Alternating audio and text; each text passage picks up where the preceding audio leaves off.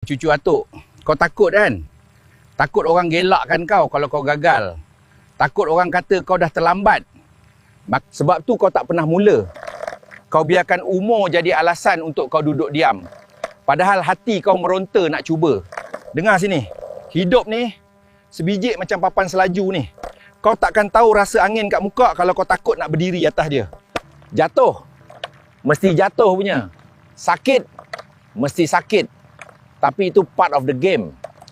Yang bezakan kau dengan orang gagal bukan sebab kau tak pernah jatuh, tapi sebab kau tahu macam mana nak bangun balik sebelum papan tu lari jauh. Jangan biarkan ego kau kata aku dah tua, malulah nak belajar.